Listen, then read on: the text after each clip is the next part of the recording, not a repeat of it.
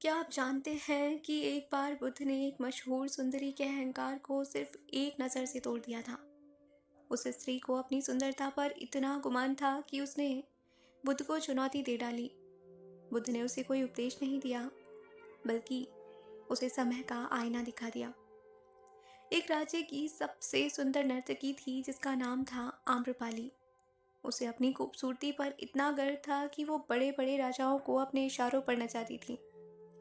जब उसने सुना कि बुद्ध उसके नगर में आए हैं तो वो उनसे मिलने पहुंची, ये सोचकर कि उसकी सुंदरता बुद्ध का ध्यान भटका देगी।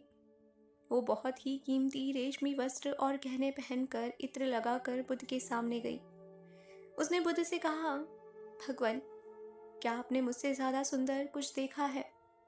लोग मेरी एक झलक के लिए जान देते हैं। बुद्ध ने उसे ऊपर से नीचे तक देखा और शांति से बोले, तुम्हारी सुंदरता वैसी ही है जैसे किसी सड़े हुए मांस के ऊपर लपेटा हुआ सुंदर रेशमी कपड़ा। आम्रपाली आग बबूला हो गई। उसने कहा, आप मेरा अपमान कर रहे हैं।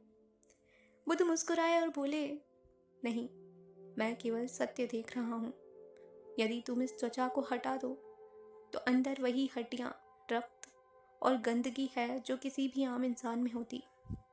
तुम जिसे मैं कह रही हो वो सिर्फ कुछ सालों का खेल है। बुढ़ापा इसे निचोड़ देगा जैसे कोई सूखे फल को निचोड़ता है। बुद्ध ने उसे एक ऐसा ध्यान करने को कहा। उन्होंने उसे अपनी आंखें बंद करके ये कल्पना करने को कहा कि 40 साल बीत चुके हैं। आम्रपाली ने ध्यान में देखा कि उसका चेहरा झुर्रियों से भर गया है। बाल सफ़ेद हो गए हैं और शरीर जिसे वो पूछती थी अब बोझ बन चुका है। जब उसने आंखें खोली तो उसकी आंखों में आंसू थे। उसे समझ आ गया कि ये जिस सुंदरता के पीछे भाग रही थी वो तो सिर्फ एक भ्रम था।